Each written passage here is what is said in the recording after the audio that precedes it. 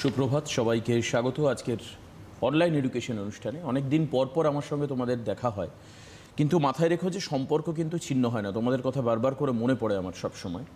আজকের সাবজেক্ট হচ্ছে অর্থনীতি, অর্থাৎ দেশের আর্থিক অবস্থা যে নীতির উপর ভিত্তি করে চলে সেটাই হচ্ছে অর্থনীতি। It is a subject definitely 11 এবং 12-এর জন্য ইম্পর্টেন্ট। এবং অর্থনীতি এমন একটা বিষয় যে বিষয়টা পড়ে রাখলে, বুঝে রাখলে, যদি তোমরা বুঝে পড়ো, ইভেন অনেকে পড়ে যে নাম্বার পাওয়ার জন্য পড়ে, এক্সামিনেশনে যাতে ভালো স্কোর করা যায় তার জন্য পড়ে।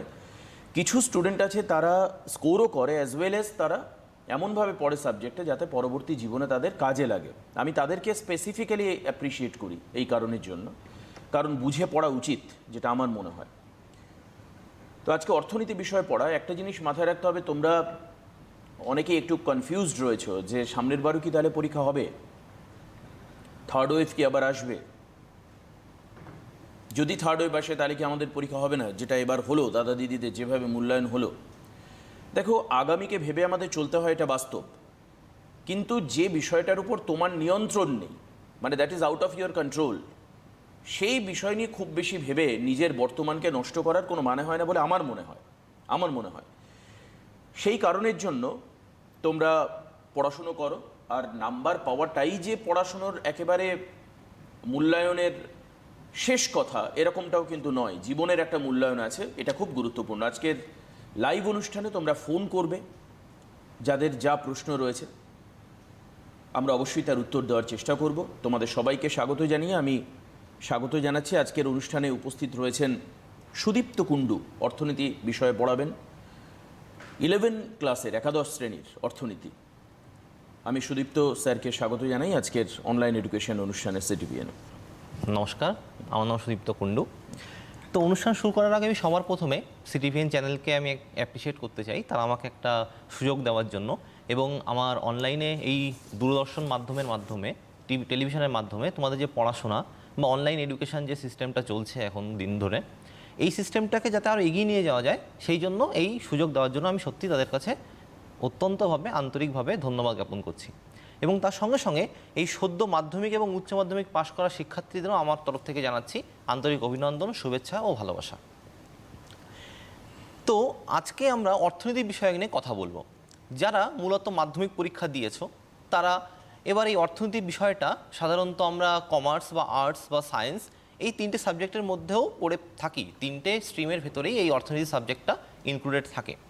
তবে বেশিরভাগ ক্ষেত্রে দেখা যায় যে যারা কমার্স অথবা যারা আর্টস গ্রুপ নিয়ে পড়াশোনা করতে চাও তারা এই অর্থনীতি সাবজেক্টটাকে নেয়। অনেকের মতে এই অর্থনীতি সাবজেক্টটা কিছুটা কঠিন, কিছুটা মজাদার, কিছুটা ভালো।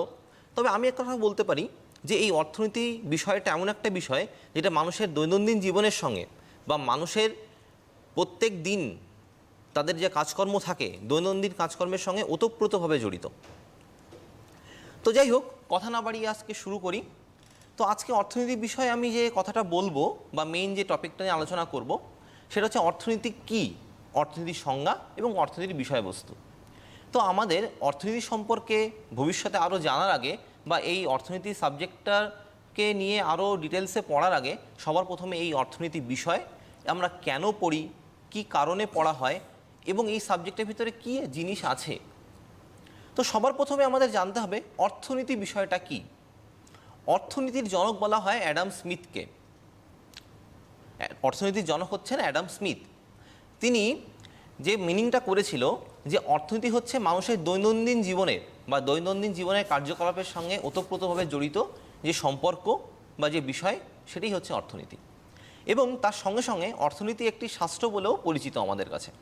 যদিও এই ইকোনমিক্স ওয়ার্ডটার বাংলাতে আমাদের বাংলা অভিধানে ডিকশনারিতে এর মানে দাঁড়ায় অর্থনীতি বা ধনশাস্ত্র, অর্থশাস্ত্র, বিভিন্ন জন বিভিন্ন রকমভাবে এটাকে বলে থাকে। তো সবার প্রথম কথা, আমরা সবাই জানি যে আমাদের অভাব অপরিসীম, অনন্ত, আমাদের অভাব কোনোদিন পূরণ হওয়ার মতো নয়। তো এই যেহেতু অভাব জিনিসটা রয়েছে এবং মানুষের অভাব কোনোদিন পূরণ করার সম্ভব নয়, সেই জন্যই কিন্তু এই অর্থনীতি বিষয়টার উদ্ভব। এবং তার সঙ্গে সঙ্গে এই অপরিসীম অভাবকে পূর্ণ করতে গিয়ে আমাদের যে সম্পদ রয়েছে সেই দুষ্প্রাপ্য সম্পদ, এবং তার সঙ্গে সঙ্গে আসছে পছন্দের সমস্যা। তো তাহলে অভাব স্কেয়ারসিটি বা দুষ্প্রাপ্যতা, এবং তার সঙ্গে আসছে পছন্দের সমস্যা। তো এই জিনিসগুলোকে জানার আগে, বোঝার আগে আমাদের সবার আগে কিছু কিছু টপিককে জানতে হবে, যেমন অর্থনৈতিক কার্যকলাপ এবং অনর্থনৈতিক কার্যকলাপ, that mean economical activity and non economical activity. সাধারণত মানুষ তার জীবন ধারণের জন্য যে সমস্ত অনেক কিছু কাজকর্ম করে থাকে, তারা প্রকৃতি থেকে মাছ, বনজ সম্পদ ইত্যাদি সংগ্রহ করে, আবার তারা নিজেরা অন্যান্য ক্ষেত্রে বিভিন্ন কারিগরি শিল্প, হস্তশিল্প, বিভিন্ন ক্ষেত্রে তারা ইনভলভ বা তারা বিভিন্ন কাজে তারা যুক্ত থাকে। কিন্তু যে সমস্ত কাজ বা যে সমস্ত কর্ম সাধারণত আমরা শুধুমাত্র পয়সা রোজগারের জন্য বা টাকা ইনকামের উদ্দেশ্যে করে থাকি, উদ্দেশ্য প্রণীতভাবে, একমাত্র সেগুলোকেই বলা হয় আমাদের অর্থনৈতিক কার্যকলাপ। তার মানে আমরা কি বুঝতে পারছি, যে আমরা টাকার জন্য যে কাজ করি সেটাই হচ্ছে আমাদের অর্থনৈতিক কার্যকলাপ, ঠিক? ওকে। এবং যে কাজগুলোকে আমরা অর্থনীতি জন্য করি, কিন্তু তার থেকে আমরা আমাদের নিজেদের কিছু আনন্দ উপলব্ধি করি। যেমন আজকে যদি আমি নিজের আনন্দের জন্য একটা গান গাই, আমি আমার নিজের শান্তির জন্য যদি আমি একটা ছবি আঁকি, আমি যদি কোথাও গিয়ে কোনো কাজ করি যেটা আমার নিজেকে স্যাটিসফ্যাকশান দেবে, আমার নিজের ভালো লাগা, সেটা কিন্তু কোনো অর্থনৈতিক কাজকর্মের মধ্যে পড়া না, বা সেটাকে আমরা অর্থনৈতিক বলে সেটাকে কনসিডার করবো না বা ধরবো না। তো যে কথাটা বলছিলাম, তো যেটা আমরা বলতে বলতে এখানে এগিয়ে গেলাম, যে আমাদের কিছু আছে প্রাকৃতিক সম্পদ এবং কিছু আছে মনুষ্য সৃষ্ট সম্পদ, ঠিক? যেমন তাকে আমরা বলি ফ্রি গুড, এবং একটাকে বলা হয় ইকোনমিক্যাল গুড, মানে যেটা আমরা খুবই সহজলভ্যভাবে প্রকৃতি থেকে পাই, যেমন জল, হাওয়া, বাতাস, এইগুলো সবই কিন্তু আমাদের সহজলভ্য জিনিস বা ফ্রি গুডস। এবং যে সমস্ত দ্রব্য আমরা পয়সার বিনিময়ে কিনে থাকি, বা যে জিনিসগুলো আমাদের পয়সা দিয়ে কিনতে হয়, আমাদের দৈনন্দিন জীবন ধারণের প্রয়োজনীয় সমস্ত জিনিস, সেগুলোকে আমরা বলবো ইকোনমিক গুড বা অর্থনৈতিক দ্রব্য। তো এই অর্থনৈতিক দ্রব্য ক্রয়ের জন্য আমার টাকা দরকার, তো সেই টাকা বা পয়সা রোজগার করতে গেলে আমাকে কাজ করতে হবে, তাহলে আমি আমার অর্থনৈতিক কাজকর্মের সঙ্গে লিপ্ত হয়ে পড়ব। কিন্তু কথা হচ্ছে, তো আমাদের এই যে মানুষের অপরিসীম অভাব, অপরিসীম চাহিদা, এটাকে পূরণ করার জন্য আমাদের তো সম্পদের দরকার। কিন্তু তোমরা একটু ভেবে দেখো, আমাদের কিন্তু প্রকৃতিতে সম্পদ কিন্তু সীমিত বা লিমিটেড। এই কারণেই, বিকজ আমরা যদি ধরে নিই যে আমাদের যে জীবাশ্ম জ্বালানি, কয়লা, যে কোনো আকরিক, যে কোনো কিছু সবই তো সম্পদের ভেতর পড়ে, তো এগুলো কিন্তু লিমিটেড। তো আমরা যত চাইবো তত কিন্তু জিনিস তৈরি করতে পারবো না, সম্ভব নয়। তো সেক্ষেত্রে আমাদের এখানে একটা নতুন সমস্যার সৃষ্টি হয়, যে সমস্যাটাকে আমরা বলি পছন্দের সমস্যা। অভাব পূরণের জন্য আমরা বিভিন্ন দ্রব্য তৈরি করে থাকি, কিন্তু পছন্দের সমস্যায় আমরা দেখতে পাই যে আমাদের প্রয়োজনীয় জিনিসের ভেতর কোনটা আগে দরকার, কোনটা পরে দরকার। আমাদের জীবনে দরকার সবই, কিন্তু সেই প্রয়োজনটাকে আমরা একটা ক্রমানুসারে সাজিয়ে নিই, বা ক্রমান্বয়ে সেটাকে অ্যারেঞ্জ করে নেওয়া হয়, সাজিয়ে নেওয়া হয়, যাতে করে আমি কোন দ্রব্যটি আগে প্রয়োজন, কোন দ্রব্যটি পরে প্রয়োজন, সেটাকে বিচার করে সেই অনুপাতে আমি আমার পছন্দের সমস্যাকে সমাধান করে এই আমার অপরিসীম অভাবকে পূরণ করতে পারি। তাহলে আমাদের অর্থনীতি বিষয়টা পড়ার বা উদ্ভবের প্রধান কারণ হলো এই অভাব, অপরিসীম অভাব, দুষ্প্রাপ্যতা এবং পছন্দের সমস্যা। তো এই দুষ্প্রাপ্যতা থেকেই প্রধান বা মূলত, আমি যদি দুষ্প্রাপ্যতাকে কোনো কারণ বলে ধরে নিই, তো কারণ হলে তার একটা ফলাফল থাকবে। সেই ফলাফল বা সমস্যাটা কি? সমস্যাটা হচ্ছে তিনটে। অর্থনীতিতে আমরা এই সমস্যাটিকে মোটামুটি তিনটে ভাগে ভাগ করা হয়েছে। কি কি দ্রব্য এবং কত পরিমাণে উৎপাদন করব, কিভাবে উৎপাদন করব এবং কাদের জন্য উৎপাদন করব। তাহলে আমার প্রশ্ন দাঁড়াচ্ছে, what to produce and how much. Second বলছে হাউ টু প্রডিউস, কীভাবে তৈরি করব, এবং লাস্ট অফ অল আসছে ফর হুম টু প্রডিউস, আমি কাদের জন্য তৈরি করব। তো এই বিষয়গুলিকে আমি যদি একটুখানি তোমাদেরকে বর্ণনা করে বোঝাই, কিছু উদাহরণ দিয়ে বোঝাতে চাই। দেখো, সবার প্রথম কথা হচ্ছে, আমি অর্থনীতিতে কী তৈরি করব সেটা আমাকে সবার প্রথমে খুঁজে বার করতে হবে। তো সেটা করার জন্য আমরা সাধারণত এই কী তৈরি করা উচিত বা কীভাবে করা উচিত, এই সমস্ত কিছু আমরা বাজারের হাতে ছেড়ে দিতে পারি। দ্যাট মিন যেটাকে আমরা বলি মার্কেট ফোর্স বা বাজার ব্যবস্থা। এই বাজার ব্যবস্থাটাই আমাদেরকে পরবর্তীতে কী দ্রব্য তৈরি করতে হবে এবং কতটা করতে হবে সেইগুলোকে আমাদের বোঝায়। অথবা আমরা আমাদের পরিকল্পনা কমিশন যেটা রয়েছে বা পরিকল্পনা যারা তৈরি করে, এখন বর্তমানে নাম হয়েছে নীতি আয়োগ। নীতি আয়োগ বলে যে সংস্থাটা রয়েছে আমাদের কেন্দ্রীয় সরকারের অধীনস্থ, সেটি কিন্তু আমাদের আসলে এই পরিকল্পনা দিয়ে থাকে, বা প্ল্যানিং কমিশন অফ ইন্ডিয়া যেটাকে বলা হয়।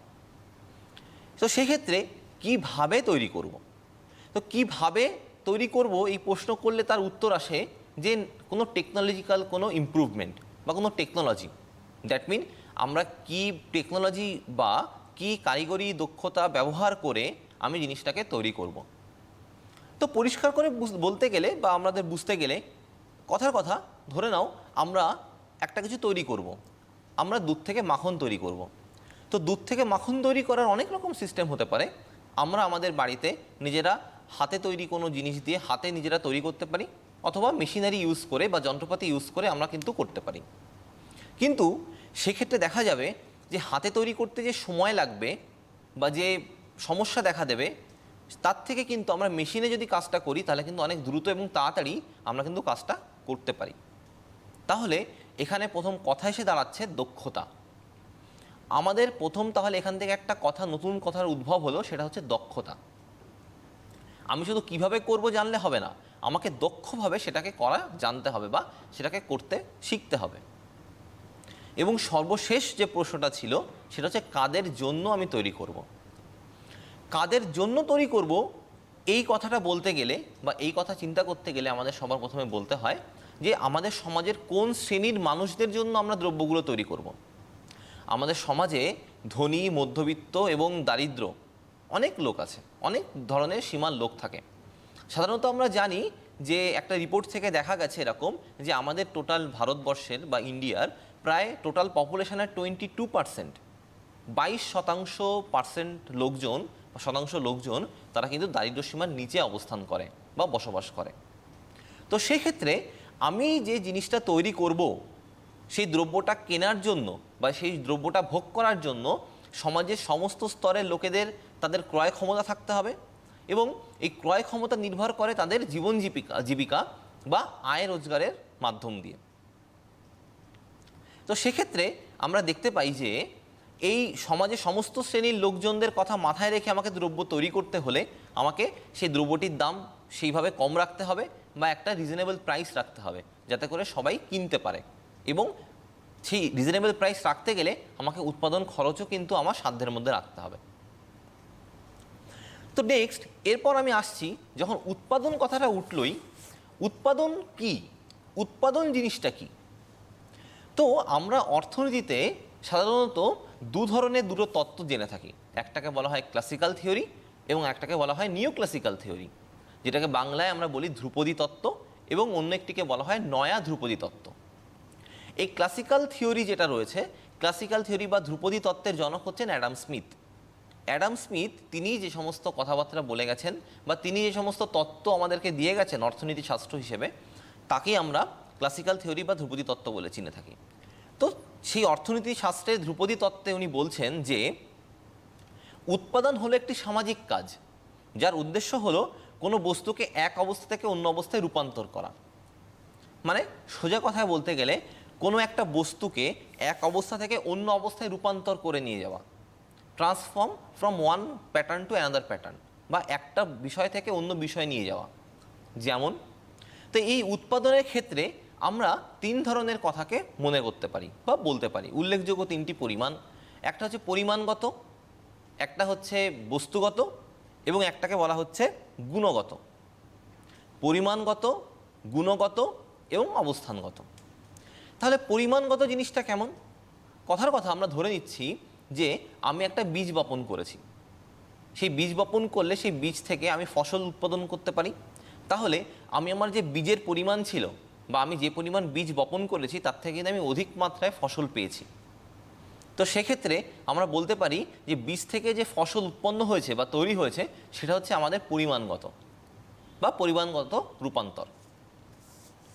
তার পরের পয়েন্টে আসছে আমি গুণগত রূপান্তর। গুণগত রূপান্তর মিন্স কি? মানে যেটার গুণবলিতা বা গুণবলী আমি এটাকে বাড়িয়ে দিচ্ছি। যেমন কথার কথা ধরে নেওয়া যাক যে আমি যে কোনো জিনিসকে সেটাকে এমনভাবে রূপান্তর করছি যাতে তার গুণগত মান বেড়ে যায়। নেক্সট, তারপর আমি যাচ্ছি অবস্থানগত রূপান্তরে। অবস্থানগত রূপান্তর বলতে কি বোঝানো হচ্ছে? এখানে বলা হচ্ছে যে আমরা প্রকৃতিতে অনেক সহজলভ্য জিনিস পেয়ে থাকি, আবার কিছু জিনিস আছে যেগুলো সহজে পাওয়া যায় না। যেমন কথার কথা ধরে নেওয়া হচ্ছে কয়লা খনিতে আমরা কয়লা পাওয়া যায়, বা লোহা খনিতে আকরিক লোহা পাওয়া যায়। কিন্তু সেই লোহা হোক বা কয়লা হোক, সেটা খনিতে থাকলে কিন্তু তার কোনো দাম নেই, বা তার কোনো উপযোগিতা আমার কাছে আসছে না।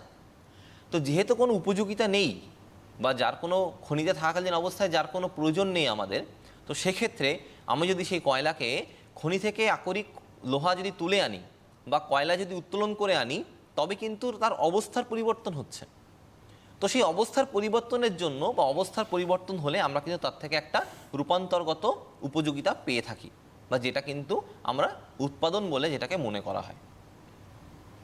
কিন্তু এই প্রসঙ্গে আরও একটা কথা বলা উচিত আমার, সেটা হচ্ছে এই ধ্রুপদী তত্ত্বে কিন্তু সমস্ত এখানে যা সংজ্ঞা বা থিওরিতে বলা হয়েছে যে শুধুমাত্র কোনো দ্রব্যের রূপান্তরকেই আমরা উৎপাদন বলে বিবেচনা করব। কিন্তু অ্যাকচুয়ালিতে দেখা যায় শুধুমাত্র দ্রব্য উৎপাদন নয়, কোনো দ্রব্য বা সেবা কার্য, এই দুটো জিনিসই কিন্তু উৎপাদনের ভেতরে ইনক্লুডেড থাকে বা আছে। তো সেক্ষেত্রে নয়া ধ্রুপদী তত্ত্ব যারা দিয়েছেন, নিওক্লাসিক্যাল যারা ইকোনমিক্স রয়েছেন, তারা মনে করছেন যে অ্যাডাম স্মিথের এই তত্ত্বটা কিছুটা হলেও ভুল, বা তারা এক্ষেত্রে সন্দিহান। তারা মনে করছে বা তারা তাদের তত্ত্বতে বলছে পারস্পরিক বিনিময়ের মাধ্যমে উপযোগ সৃষ্টিটাকে বলা হয় উৎপাদন।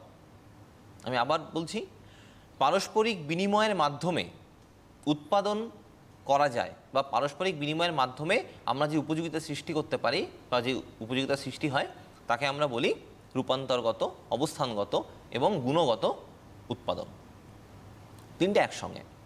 কিন্তু এখানে মজার বিষয় হচ্ছে যে আমাদের নয়া ধ্রুপদী তত্ত্বের সঙ্গে বা নিওক্লাসিক্যাল তত্ত্বের সঙ্গে ক্লাসিক্যাল থিওরি বা ধ্রুপদী তত্ত্ব সেটা কিন্তু প্রায় একই রকম বা কাছাকাছি। শুধু এদের মধ্যে বেসিক ডিফারেন্স বা বেসিক তফাৎটা হচ্ছে এটাই যে প্রথম ক্ষেত্রে আমরা কিন্তু কোনো সেবা কার্য বা কোনো সেবামূলক কাজের কথা এখানে বলিনি বা বলা হয়নি, কিন্তু দ্বিতীয় ক্ষেত্রে কিন্তু সেবামূলক কাজের কথা বলা হয়েছে। যেমন কোনো ডাক্তার, কোনো আইনজীবী, কোনো টিচার, কোনো সিঙ্গার, কোনো যে কোনো অভিনেতা, সে যদি পয়সার বিনিময়ে, অবশ্যই এখানে মাথায় রাখতে হবে, সে যদি কোনো কিছু বিনিময়ে কোনো কাজ করে তবে তাকে বলা হবে আমরা সেবা কার্য বলে তাকে ধরে নেব। কিন্তু কোনো শিক্ষক যদি তার নিজের ছেলে মেয়েকে পড়াশোনা করান বা পড়াশোনা শেখান, কোনো ডাক্তার সে যদি নিজের মা বাবাকে চিকিৎসা করেন, তবে সেগুলো কিন্তু আমরা কখনোই সেবা কার্য বলে কনসিডার করব না বা ধরা হয় না। ঠিক আছে? আচ্ছা, এবার আমরা নতুন একটা টপিকে যাচ্ছি। সেক্ষেত্রে দেখা যাচ্ছে এই উৎপাদন থেকে আমরা উৎপাদনের কতগুলো উপাদান জানতে পারি। তো এক্ষেত্রে আমি একটু লিখে দেখাতে চাইবো তোমাদেরকে, যেটাকে আমরা বলি ফ্যাক্টর অফ প্রোডাকশন।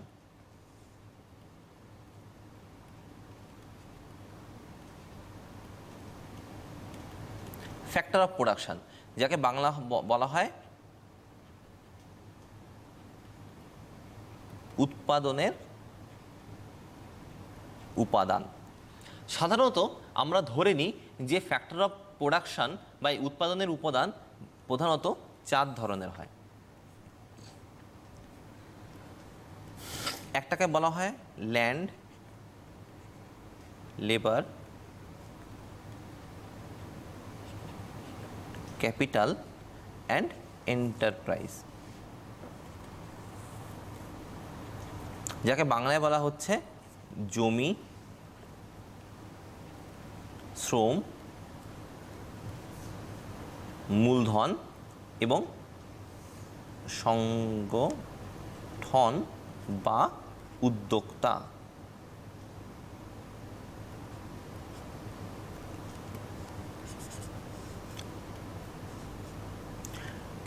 তো যাই হোক না কেন,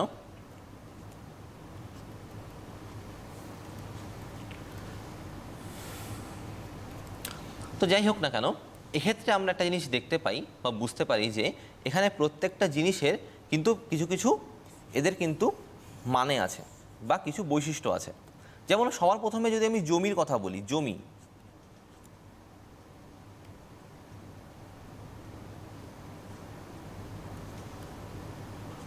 এই যে জমি জিনিসটা বা জমি আমরা সাধারণত দেখা যায় বা দেখতে পারি যে এই যে জমিটা এটা কিন্তু আমরা প্রকৃতির দান বা এটা প্রকৃতি প্রদত্ত জিনিস, মানে এটা আমরা প্রকৃতিতে খুবই সহজলভ্যভাবে বা সোজাভাবে আমরা এটাকে পাই।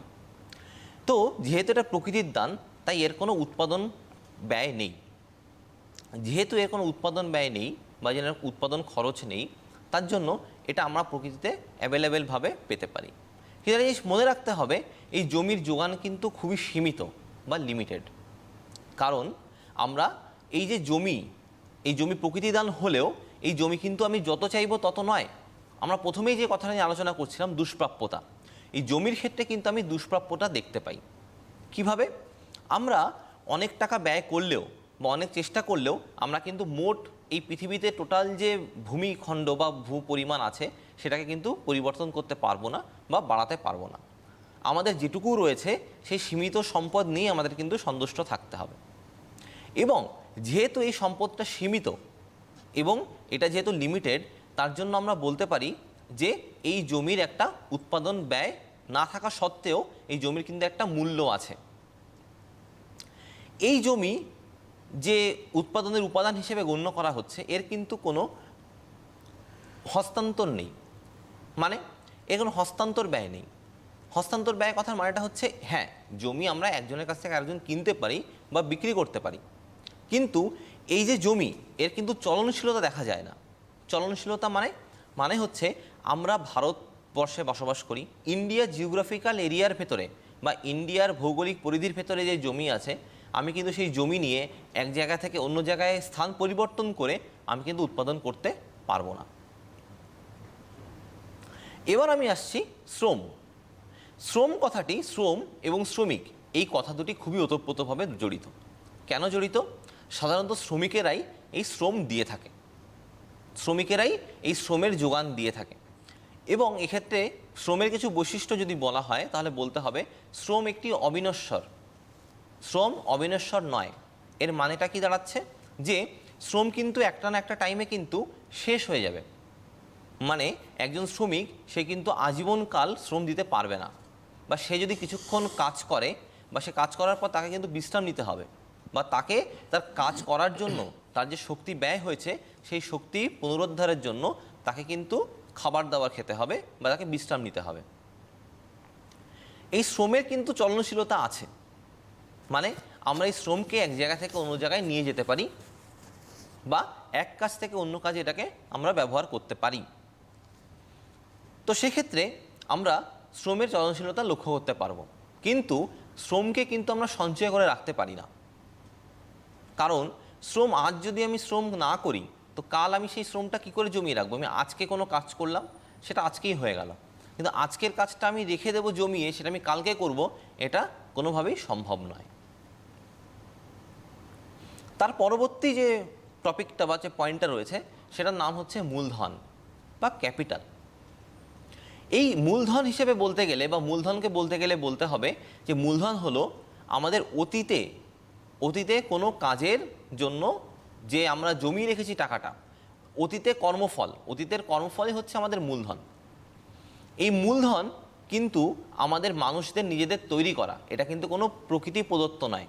যেমন জমি ছিল প্রকৃতি প্রদত্ত উৎপাদনের উপাদান, কিন্তু সেক্ষেত্রে মূলধন কিন্তু প্রকৃতি প্রদত্ত উৎপাদনের উপাদান নয়। এই কারণে নয়, এই মূলধন কিন্তু কাউকে না কাউকে সঞ্চয়ের ফলে তৈরি করতে হয়েছে। আমরা মূলধন বলতে সাধারণত কোনো যন্ত্রপাতি বা উৎপাদন কার্যে ব্যবহৃত যে সমস্ত জিনিস রয়েছে, উৎপাদন বিষয়ক জিনিসপত্র, সেগুলোকেই বুঝে থাকি। তবে এখানে একটা প্রশ্ন আসে, অর্থ কি মূলধন? টাকা কি মূলধন? আমরা সবাই জানি যে আমরা প্রকৃতিতে বা পৃথিবীতে টাকা ছাড়া কিছুই করতে পারি না, টাকা ছাড়া কোনো কিছু সম্ভব নয়। কিন্তু মূলধন হিসেবে আমরা যেটাকে গণ্য করি বা মূলধন হিসেবে আমরা যেটাকে মনে করে থাকি, তার ভেতর কিন্তু যন্ত্রপাতিটাই হচ্ছে আসল জিনিস। তো কোনো যন্ত্রপাতিকে কিন্তু আমরা অর্থের বিনিময়েই সেটাকে পেয়ে থাকি। তো অর্থের বিনিময়ে পাওয়া দ্রব্য হলেও কিন্তু অর্থ কিন্তু কোনো উৎপাদনের কাজে ব্যবহৃত হচ্ছে না। যেহেতু সরাসরি অর্থ ব্যবহৃত হয় না, সে কারণে আমরা বলতে পারি অর্থ মূলধন নয়। কিন্তু অর্থ দ্বারা ক্রয় করা কোনো মূলধনী দ্রব্য, সেটাই হচ্ছে আমাদের মূলধনের কাজে লাগে। তো এক্ষেত্রে আরেকটা জিনিস আমি বলতে পারি যে ভোগদ্রব্য এবং মূলধনী দ্রব্য বলে দুটো জিনিস আছে। মানে যে জিনিসটা কোনো উপভোক্তা বা কোনো কনজিউমার আজকে ভোগ করবে বলে ঠিক করে, যেটাকে আমি আজকে ভোগ করে নিচ্ছি বা ব্যবহার করে নিচ্ছি, শুধুমাত্র আমার ব্যবহারের উদ্দেশ্যে তৈরি করা জিনিসকে আমরা বলি ভোগদ্রব্য। এবং মূলধনী দ্রব্য কোনটা? যেটা আমরা ভোগের জন্য ব্যবহার না করে আমরা উৎপাদন কাজে ব্যবহার করব, শুধুমাত্র তাকেই আমরা বলবো মূলধন বা উৎপাদন দ্রব্য। এক্ষেত্রে এখানে উৎপাদন দ্রব্য এবং ভোগদ্রব্য ব্যক্তি বিশেষে কিন্তু আলাদাও হতে পারে বা একইও হতে পারে। যেমন কেমন হয়? ধরা যাক একটা গাড়ি, একজন ডক্টরের কাছে বা একজন ডাক্তারের কাছে তার গাড়িটি হচ্ছে তার কাছে একটি মূলধনী দ্রব্য। কারণ সে সেই গাড়িটা তার কাজে লাগছে, সেই গাড়িটা ব্যবহার করে সে তার নিজের ইনকাম করছে বা সে তার কোনো কাজ করছে, তো সেক্ষেত্রে সে গাড়িটা হয়ে যাচ্ছে তার মূলধনী দ্রব্য। কিন্তু আমাদের কাছে, আমাদের মতো সাধারণ মানুষদের কাছে কিন্তু গাড়ি একটা ভোগদ্রব্য হিসেবে এটা গণ্য করা হবে। বা আমি ধরে নিচ্ছি কোনো একজন ড্রাইভার, সে একটা গাড়িকে চালিয়ে, ট্যাক্সি চালিয়ে সে তার জীবিকা নির্বাহ করে, তো সেক্ষেত্রে সেই ট্যাক্সি বা গাড়িটি হয়ে যাবে তার কাছে কিন্তু তার মূলধনী দ্রব্য। কিন্তু অপর ব্যক্তির কাছে যে শুধুমাত্র নিজের আড়ম্বর এবং বিলাসবহুল জীবনযাপন করার জন্য গাড়ি চড়ছে বা সেই গাড়ি চড়ে ঘুরে বেড়াচ্ছে, আমরা সেটাকে বলবো তার ভোগদ্রব্য বা বিলাসদ্রব্য। তো সেক্ষেত্রে এখানে কিছু আমাদের প্রবলেম দেখা দেয় বা কিছু মতাদর্শের পার্থক্য রয়েছে।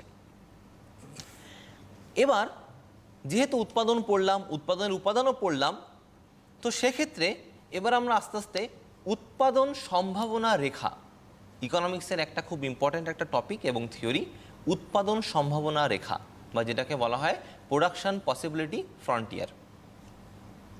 আমি যদি সেটাকে তোমাদের এখানে দেখাতে চাই, আমি একটা গ্রাফ এঁকে দেখাতে চাইবে, তার সঙ্গে একটা ছক করে আমি ব্যাপারটা বোঝাতে চাই।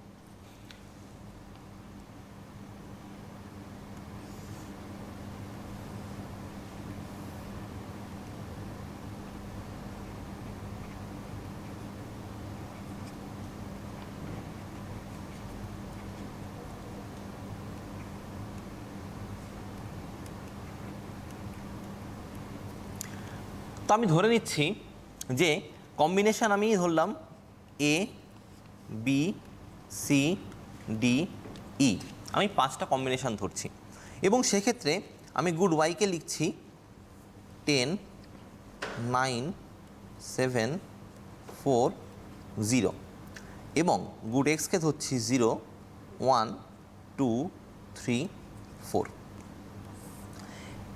এ প্রসঙ্গে আমার বলে রাখা উচিত বা বলা দরকার যে আমরা এই যে উদাহরণটাকে কনসিডার করছি বা উদাহরণটাকে ধরে নিয়ে আমরা এই থিওরিটা বা এই টপিকটাকে বুঝতে চেষ্টা করব, এটা কিন্তু সম্পূর্ণ একটা কাল্পনিক।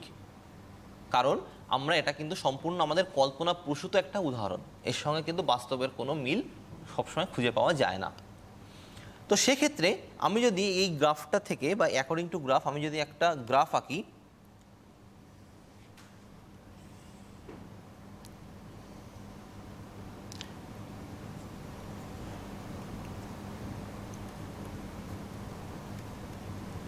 আমরা দেখতে পাচ্ছি যে এই যে আমি যে তোমার দেখতে পাচ্ছ আমি যে গ্রাফটা এঁকেছি বা লেখচিত্রটা আমি এঁকেছি, সেখানে আমি যদি এখানে কম্বিনেশনগুলোকে এইভাবে লিখি 1, 2,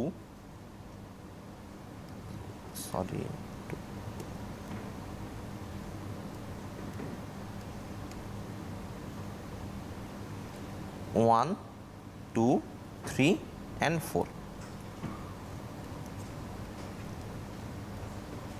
এবং এক্ষেত্রে যদি আমি এখানে এগুলোকে আঁকা হয়, তো আমি আঁকছি যে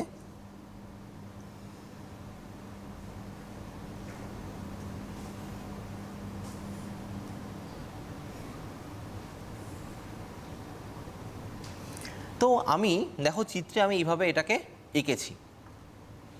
তো তো দেখা যাচ্ছে যে আমি যদি আমার পুরো আমি এখানে কিছু জিনিস ধরে নেওয়া হবে অবশ্যই, আমি সেগুলো আগে বলে নিই। আমাদের কিছু অ্যাজাম্পশন রয়েছে, আমরা কিছু জিনিস এখানে ধরে নিচ্ছি।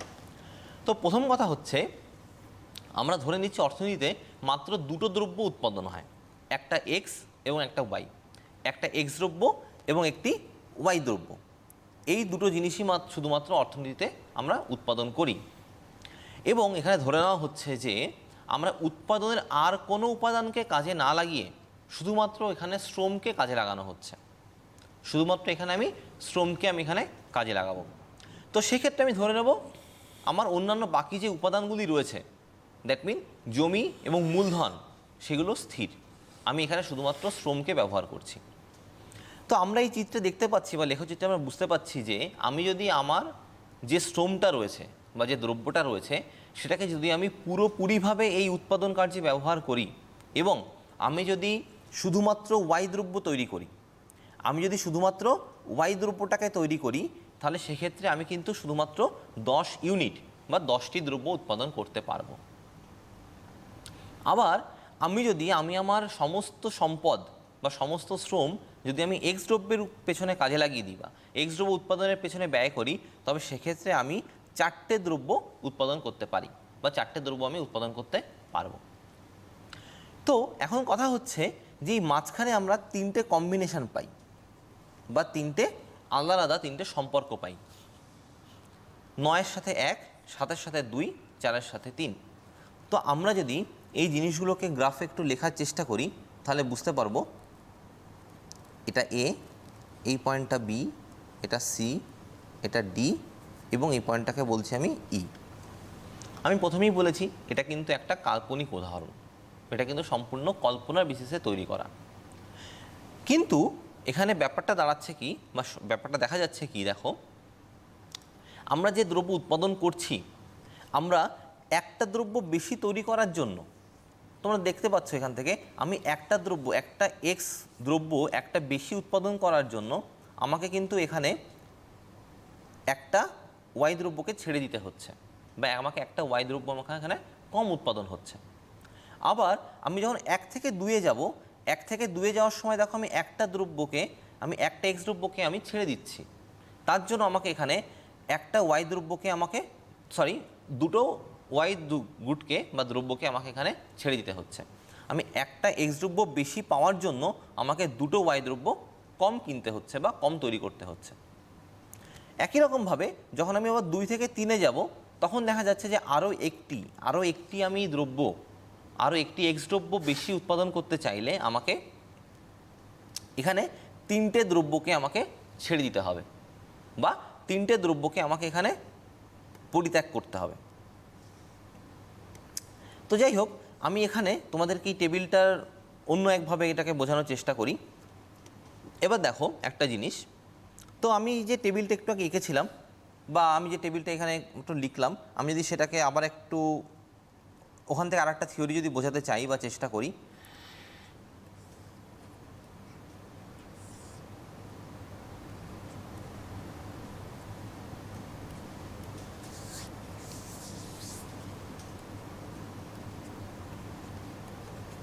তো দেখো আমরা যে এই যে লেখচিত্রটা নিলাম বা যে উদাহরণগুলো নিলাম, আমি আগেরটাকেই নিয়েছি, কিন্তু কথা হচ্ছে আমি এখান থেকে নতুন একটা জিনিস এবার শিখব বা নতুন একটা জিনিস এখানে বুঝতে চেষ্টা করব।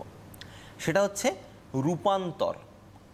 রূপান্তরের প্রান্তিক হার, যেটাকে আমরা বলছি রূপান্তরের প্রান্তিক হার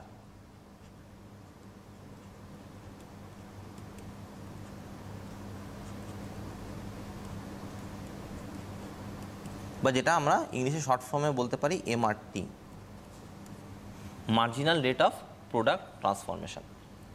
তো এর মানেটা কি? এর মানেটা হচ্ছে,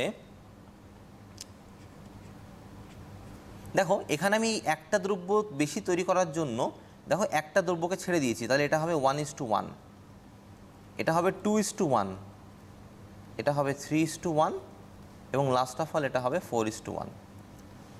তো এই কথা থেকে আমরা কি মানে বুঝতে পারি? আমরা বুঝতে পারবো যে আমি যদি এমআরটিটা যদি এই পাশে দেখানো হয় আর কি, আচ্ছা, নিশ্চয়ই নিশ্চয়ই। হ্যাঁ, মানে ওয়াই এর, হ্যাঁ হ্যাঁ হ্যাঁ হ্যাঁ।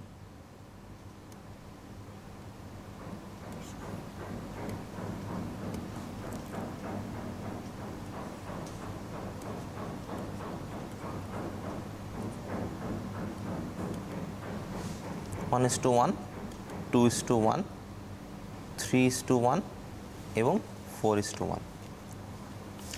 তো দেখো, আমরা যেটা বুঝতে পারছি, আমি একটু আগেও যেটা তোমাদের বোঝাচ্ছিলাম বা বলছিলাম, যে এখানে 10 থেকে 9, 9 থেকে 7, 7 থেকে 4 এবং 4 থেকে 0, একটা, দুটো, তিনটে, চারটে করে দ্রব্য আমাকে কিন্তু একটা বেশি দ্রব্য বা একটা এক্স দ্রব্যকে বেশি পরিমাণ উৎপাদন করার জন্য আমাকে কিন্তু এখানে ওয়াই দ্রব্যের পরিমাণ আস্তে আস্তে ধীরে ধীরে কিন্তু বাড়ছে, মানে ছাড়ার পরিমাণ বাড়ছে, যেটাকে আমরা রূপান্তরের প্রান্তিক হার বলে থাকি।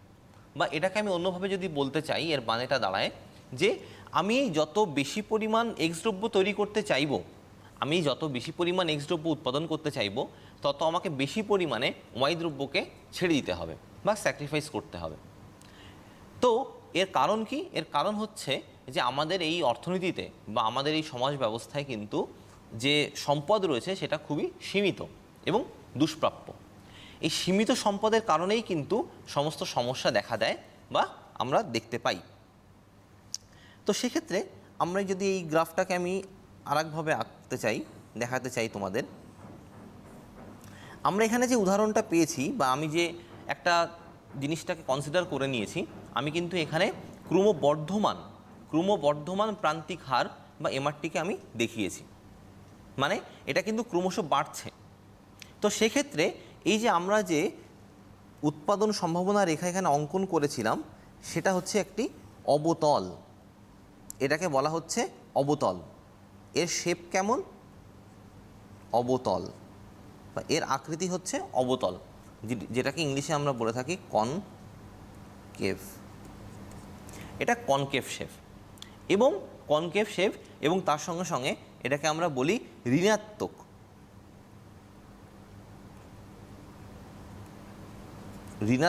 ঢাল বিশিষ্ট।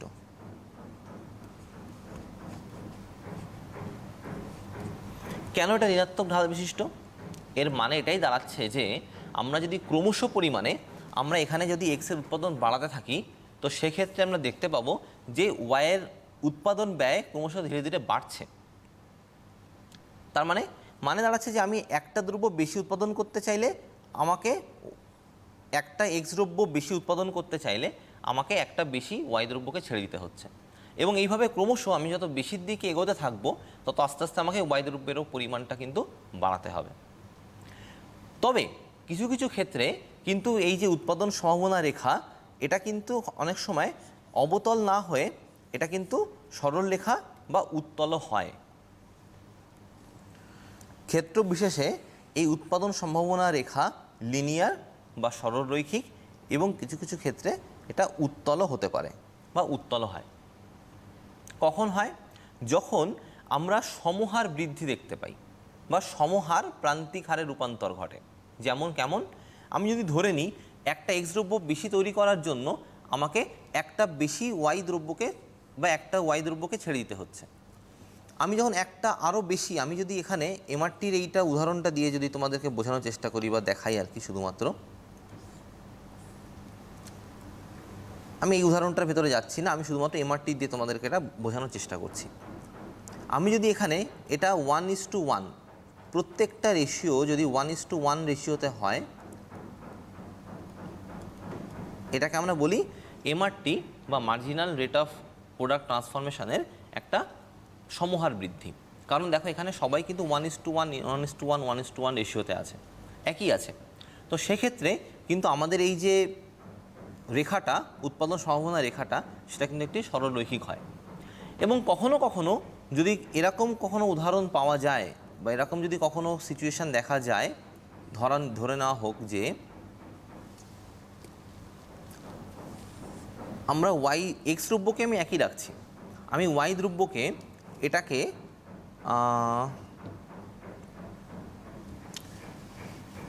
না কমিয়ে, আমি দ্যাট মিন এটাকে না কমিয়ে উল্টে যদি এটা বাড়তে থাকে, তো সেক্ষেত্রে উদাহরণটা আমি কীভাবে দিতে পারি? উদাহরণটা দিতে পারি যে তো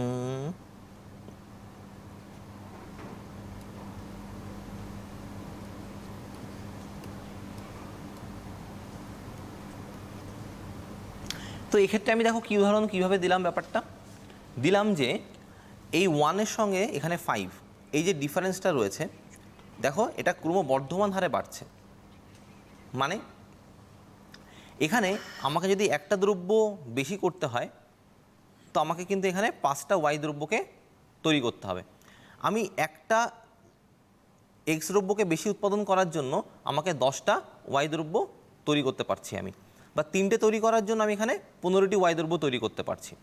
তো সেক্ষেত্রে যদি এখানে এদের ভিতরে ধনাত্মক সম্পর্ক না থেকে নেগেটিভ সম্পর্ক থাকে তো সেক্ষেত্রে কিন্তু আমরা এই রেখাটিকে আমরা উত্তল বলে ধরে নিই বা উত্তল বলে বিবেচনা করে থাকি। তো এই উৎপাদন সম্ভাবনা রেখা থেকে আমরা আরও একটা নতুন জিনিসের বা নতুন ধরনের জিনিসের আমরা আইডিয়া পাই, যেটাকে আমরা বলে থাকি সুযোগ ব্যয়, যেটাকে আমরা বলে থাকবো সুযোগ ব্যয়। তো অ্যাকচুয়ালি আমরা ব্যাপারটা কি দেখতে পাচ্ছি বা বুঝতে পারছি যে আমি যে পরিমাণ দ্রব্য উৎপাদন করছি বা যে পরিমাণ দ্রব্য আমি উৎপাদন করতে পারি তার জন্য আমাকে এই যে আমি এক্স আর ওয়াই যে দ্রব্য দুটির উদাহরণ দিলাম তোমাদেরকে, একটা দ্রব্য বেশি তৈরি করার জন্য অপর দ্রব্যকে আমাকে কম তৈরি করতে হচ্ছে বা কিছু কিছু ক্ষেত্রে সেটাকে ছেড়ে দিতে হচ্ছে।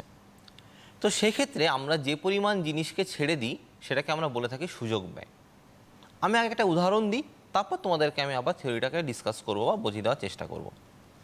ধরে নাও কোনো একজন ডাক্তার সে যদি কোনো সরকারি হসপিটালে চাকরি করে বা ডিউটি করে, সে মান্থলি 50,000 টাকা মাইনে পান বা বেতন পান। সেক্ষেত্রে সে যদি কোনো প্রাইভেট নার্সিংহোমে ডিউটি করেন বা চাকরি করেন সেক্ষেত্রে সে কিন্তু পার মান্থ 2 লাখ টাকা মাইনে পান। এবার আমি ধরে নিচ্ছি যে যেহেতু আমরা অর্থনীতি পড়ছি এখানে অর্থটাই মূল কথা, সেক্ষেত্রে তিনি প্রাইভেট হসপিটাল বা নার্সিংহোমে ডিউটি করাটাকেই পছন্দ করবেন। তো সে যখন মান্থলি 2 লাখ টাকা মাইনে নেওয়ার চাকরিটা করবেন, সে কিন্তু একই সাথে সরকারি চাকরিটা করতে পারবেন না বা সরকারি হসপিটালে কিন্তু ডিউটিটি করতে পারবেন না। তো সেক্ষেত্রে ব্যাপারটা কি দাঁড়াচ্ছে যে কোথায় 2 লাখ টাকা কোথায় 50,000 টাকা, তো সে 2 লাখ টাকা ইনকাম করার জন্য সে 50,000 টাকাটাকে ছেড়ে দিচ্ছে বা সেই সুযোগ থেকে সে বঞ্চিত হচ্ছে। তো যেহেতু তিনি সুযোগ থেকে বঞ্চিত হচ্ছেন সেহেতু আমরা এটাকে বলবো তার সুযোগ ব্যয়। তো এক্ষেত্রে আমরা কিন্তু এই উৎপাদন সম্ভাবনা রেখা থেকে এই সুযোগ ব্যয় ধারণাটিও পেয়ে থাকি। ঠিক আছে, তো উৎপাদন সম্ভাবনা রেখার ভেতরে আরও দু একটা জিনিস রয়েছে যেটা তোমাদেরকে আমি দেখাতে পারি বা বলা দরকার।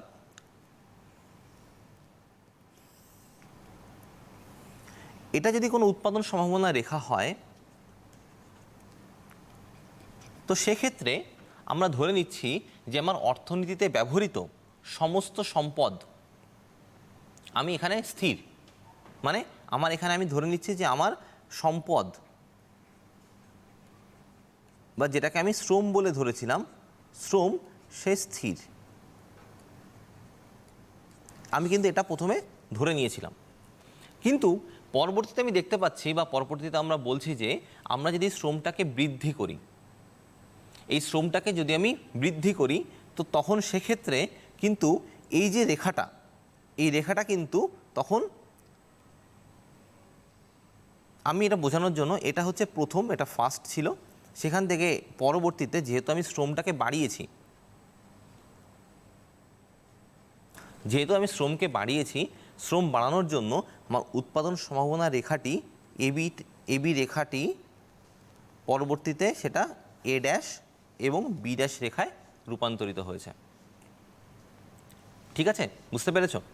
কিন্তু এখানে একটা কথা আছে, কথা কি আছে বা একটা সমস্যা আছে, সেটা হচ্ছে গিয়ে আমাদের সবসময় ইচ্ছা থাকে বা সমস্ত প্রডিউসার যারা রয়েছে বা উৎপাদক যারা রয়েছে তারা সবসময় চায় যে এই উৎপাদন সম্ভাবনা রেখার উপরেই থাকতে বা উৎপাদন সম্ভাবনা রেখাটাকে তারা ফলো করতে চায়, কিন্তু সবসময় সেটি সম্ভব হয়ে ওঠে না।